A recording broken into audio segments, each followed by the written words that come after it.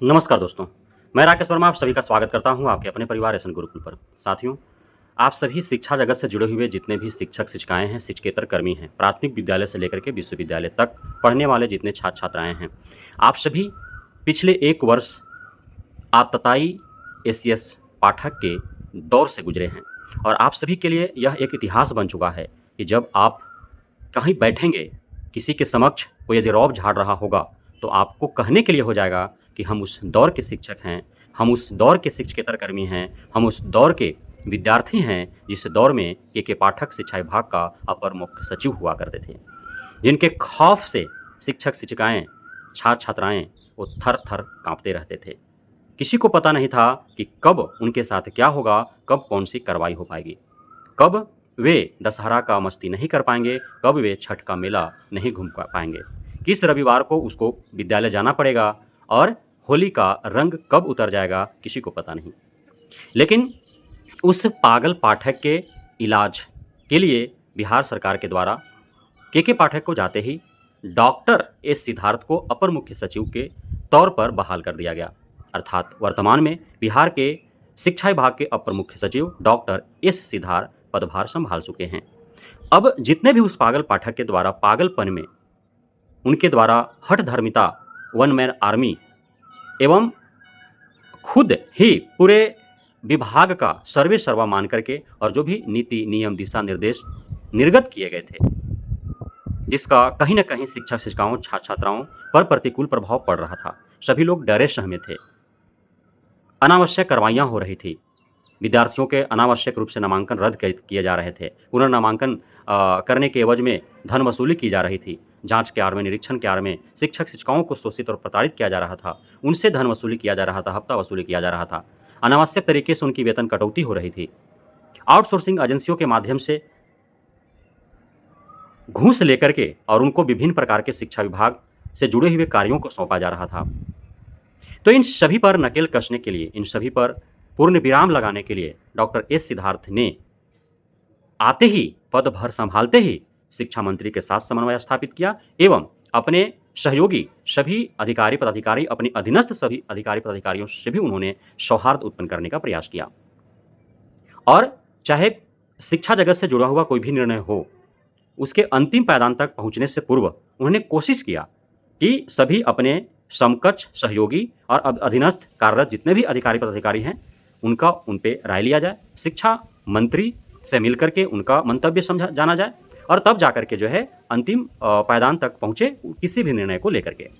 तो ऐसे सभी के मन और मस्तिष्क में यह भाव उत्पन्न होता है कि नहीं, शिक्षा विभाग का अपर मुख्य सचिव जो है वह सभी से मिल करके और एक शांतिमय तरीके से पूरे समन्वय और सौहार्द स्थापित कर सबका सम्मान देते हुए कोई भी कार्य कर रहे हैं। और ऐसा जब एक वातावरण उत्पन्न होता है तो काफ़ी स्वस्थ वातावरण होता है, जिसमें शिक्षा के क्षेत्र में कार्य करने में काफ़ी सहूलियत होती है। पिछले 3 माह में लगभग 6 बार के पाठक के द्वारा विश्वविद्यालय में व्याप्त कुरीतियों, खामियों, विसंगतियों को दूर करने हेतु बैठकें बुलाई गई। बैठक बुलाने का मकसद सही था, लेकिन बैठक बुलाने का मनसा गलत था। के पाठक का हर संभव यह मनसा रहा है कि उनके कार्यों में कोई भी दखल न दे, चाहे वो राज्यपाल हो, मुख्यमंत्री हो, शिक्षा मंत्री हो या अन्य कोई भी जनप्रतिनिधि हो या अधिकारी पदाधिकारी हो। उनका सिर्फ पूरे मन मस्तिष्क में एक ही चीज़ था कि उनके द्वारा लिए गए निर्णय में कोई दखल न दे। तो के पाठक के मस्तिष्क में जो यह बीमारी था, जो यह कीड़ा भरा हुआ था कि शिक्षा विभाग या शिक्षा जगत की हर निर्णय जो है उन्हीं के मस्तिष्क से लिया जाएगा, अन्य किसी का मस्तिष्क इस्तेमाल नहीं हो पाएगा, चाहे वह राज्यपाल हो या मंत्री हो या मुख्यमंत्री हो या अन्य कोई भी हो। अपने ऊपर के जितने भी सीनियर थे, राज्यपाल उनसे सीनियर, मुख्यमंत्री उनसे सीनियर, शिक्षा मंत्री उनसे सीनियर और उनके अधीनस्थ जितने थे, चाहे वो बीओ हो, डीओ हो, डीपीओ हो, डीएम हो या अन्य जो अलग-अलग चाहे वो प्राथमिक विद्यालय, प्रारंभिक विद्यालय को हो, चाहे वो माध्यमिक विद्यालय को हो, उच्च शिक्षा के जो महानिदेशक हों, उन सभी के जो शक्ति था उसको छीन करने का प्रयास किया। विश्वविद्यालयों के जितने प्रशासनिक अधिकारी थे, उन सभी के शक्ति को छीन करने का प्रयास किया। तो यह के पाठक का एक पागलपन था और इस पागलपन का इलाज जो है वर्तमान के अपर मुख्य सचिव शिक्षा विभाग बिहार डॉक्टर एस सिद्धार्थ साहब ने कर दिया है। वो डॉक्टर हैं, हालांकि डॉक्टर जो है वो अलग क्षेत्र में हैं, डॉक्टर की उनके पास उपाधि है, चूँकि वो डबल पीएचडी हैं अलग अलग क्षेत्रों में। तो अब उनकी डॉक्टरेट की जो उपाधि है, उसका सही इस्तेमाल जो है आकर के यहाँ बिहार के शिक्षा विभाग में वो कर रहे हैं। और के पाठक के पागलपन और उनके जो पागल दिमाग का जो ऊपर जितने भी दिशा निर्देश और नीति नियम थे, सबको उन्होंने सर्जरी कर दिया है, सबको उलट-फेर कर दिया है, सब में सुधार संशोधन कर दिया है और हर संभव उनका प्रयास रहा कि विद्यालयों के हित में कार्य हो, शिक्षक-शिक्षिकाओं को हर संभव सहूलियत प्रदान किया जाए, छात्र-छात्राओं को हर समय सहूलियत प्रदान किया जाए, विश्वविद्यालय को इस प्रकार से खड़ा किया जाए, जो है उनका पुनर्निर्माण किया जाए ताकि जो है स्टूडेंट सेंटर वहाँ पे एजुकेशन की प्रबंधन हो पाए। और इससे तो जो है अलग-अलग दौर की बैठकें प्रारंभ हुई और 2 चरण में बैठक हुआ। प्रथम चरण का जो बैठक हुआ मॉर्निंग में, उसमें जो है राज्यपाल महोदय जो 13 विश्वविद्यालय के कुलाधिपति हैं, उन्होंने अपने सभी विश्वविद्यालयों के जो कुलपति हैं, उनके साथ उन्होंने बैठक किया। बैठकों में वो तमाम तरह के दिशा निर्देश उन्होंने प्रदान किया सभी कुलपतियों को। उसके बाद जो है सेकंड दौर जो हुआ वह शिक्षा मंत्री और डॉक्टर एस सिद्धार्थ जो एसीएस हैं शिक्षा विभाग के, उनके तत्वाधान में हुआ और उसमें विश्वविद्यालय के सभी प्रशासनिक पदाधिकारी उपस्थित रहे, अन्य कर्मी भी उपस्थित रहे। अब इसमें जितने भी राज्यपाल के द्वारा विश्वविद्यालय को निर्देशित किया गया, उन सभी को कैसे इम्प्लीमेंट किया जाए, इस पर विचार विमर्श हुए। तो विश्वविद्यालय को जो है सेंटर ऑफ एक्सीलेंस बनाने का बात किया गया। प्रत्येक वर्ष जो है 2 बार एडमिशन होगा, 2 बार परीक्षाएँ होंगी और 2 अलग-अलग चरणों में जो है वह कैंपस भी करवाया जाएगा, जितने भी निजी जो इंडस्ट्रीज़ हैं उनके द्वारा, निजी कंपनियाँ हैं उनके द्वारा। ताकि अब होता क्या है कि चाहे जितना भी कोशिश कर लिया जाए, सेशन लेट लतीफ़ होते ही हैं। अब सेशन लेट होने के कारण जो है बहुत ऐसे विद्यार्थी हैं जो अपना उच्च शिक्षा प्राप्त करने हेतु वो 1 वर्ष का उनको पूरा इंतज़ार करना पड़ता है। इस वजह से यदि फर्स्ट जो है वो अगस्त में स्टार्ट हो जाएगा, दूसरा जो है जनवरी-फरवरी में स्टार्ट होगा, तो अगस्त में जिनका छूट जाएगा वो जनवरी-फरवरी में एडमिशन ले लेंगे, जिनका जनवरी-फरवरी छूट जाएगा वो अगस्त में एडमिशन ले लेंगे। तो उनको मजबूरी नहीं रहेगी कि 1 साल पूरा हमको बर्बाद करना पड़े, तो ये फ़ायदा हो जाएगा।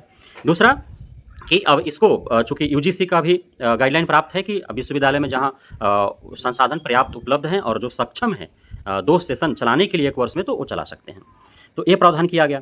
उसके बाद हुआ कि जो पढ़ाई होंगे विश्वविद्यालय में, वह जो है विद्यार्थी केंद्रित होगा, जो उनके अनुसार होगा कि वो चाहते क्या हैं, उस हिसाब से जो है सारे महाविद्यालय, विश्वविद्यालय में पढ़ाई होंगे। जितने विश्वविद्यालय का जो खाता फ्रीज किया गया था, उसको अनफ्रीज कर दिया गया, अनलॉक कर दिया गया। अर्थात अब जो है सभी के पेंशन वेतन जो है वो ससमय उन्हें प्राप्त होंगे, सेशन जो है ससमय चलेगा, परीक्षाएं समय से होंगी, कॉपी जांच होंगे समय से। अब किसी प्रकार कोई बाधा उत्पन्न नहीं किया गया है। पिछले 4 माह से जो पेंशन और जो वेतन नहीं मिल पा रहे थे, उस हेतु एकमुश्त जो है 4 माह का पेंशन और वेतन का पैसा जो है वो शिक्षा विभाग के द्वारा विश्वविद्यालय के खातों में डाल दिए जाएंगे। 1 हफ्ता के अंदर जो है ये सारे लोगों का पिछले 4 माह का जो बकाया पेंशन और वेतन है वो सारे लोगों को रिलीज कर देना है। उसके बाद विश्वविद्यालय के पुराने जो 23-24 का जो बजट का पैसा है, अब बकाया कितना है किस मद में, क्योंकि शिक्षा विभाग के द्वारा जो पैसा विश्वविद्यालय को दिया जाता है वो अलग-अलग मद को खर्च करने के लिए दिया जाता है। तो ऐसा भी हो सकता है कि कुछ मदों में पैसा अभी शेष पड़े हों, उसका खर्च नहीं हो पाया हो, और ऐसा भी हो सकता है कुछ मद में जो है काम हुआ हो और उसका पैसा बकाया रह गया हो शिक्षा विभाग के ऊपर, सरकार के ऊपर। तो उन दोनों का हिसाब देना है कि कहाँ आप खर्च किए हैं, किस मद का जिसमें पैसा उपलब्ध नहीं था और आपने खर्च किया, वो पैसा बकाया है उसको भी दीजिए। और कुछ मद ऐसे हैं जहाँ पैसे उपलब्ध थे फिर भी आपने उस मद का पैसा खर्च नहीं किया, तो वो भी आप दीजिए। उसके बाद 24-25 का जो सेशन है, अब वो फाइनेंशियल ईयर है, उसमें जो पैसा बजट की पैसा जो है वह तुरंत जो है रिलीज करने की बात कही गई। तो ये सारे जो समस्याएं थी, इन सारे समस्याओं पर पूरे गंभीरता से राज्यपाल महोदय, शिक्षा मंत्री महोदय, एसीएस सिद्धार्थ महोदय और अपने सभी विश्वविद्यालयों के जितने भी पदाधिकारी हैं, उन सभी के साथ मिल बैठ करके और सभी समस्याओं का निदान करने हेतु उन्होंने एक विचार बनाया और ये बैठक सफलतापूर्वक जो है पूरे शांतिमय ढंग से संपन्न हुआ, एकदम स्वच्छ वातावरण में संपन्न हुआ। तो अब जो पिछले 4-6 माह से के पाठक के रहते हुए जो विश्वविद्यालय और शिक्षा विभाग के बीच में जो खटास थी, राजभवन और शिक्षा विभाग के बीच में जो तनाव था, ये सारे डॉक्टर साहब ने अपने जो है दवाई से इलाज कर दिया है। अब किसी प्रकार के कोई खटास नहीं है, किसी प्रकार का कोई तनाव नहीं है। अब एक जो है पूरे शिक्षा विभाग, पूरे विद्यालयों में, शैक्षणिक संस्थानों में, सभी कर्मियों में, पदाधिकारियों के बीच जो है एक तालमेल बैठ चुका है, समन्वय स्थापित हो चुका है, सौहार्द स्थापित हो चुका है। अब किसी प्रकार की कोई समस्या नहीं है। अब जो है प्राथमिक विद्यालय से लेकर के विश्वविद्यालयों में पठन पाठन का कार्य जो है वो सुचारू रूप से चलेंगे। किसी के मन में कोई खौफ नहीं रहेगा, कोई डर नहीं रहेगा। बेहद ही स्वच्छ, स्वतंत्र और स्वस्थ मस्तिष्क के लिए जो है सभी शिक्षक, शिक्षकेतर कर्मी, अधिकारी, पदाधिकारी जो है अपने कार्यों का क्रियान्वयन करेंगे।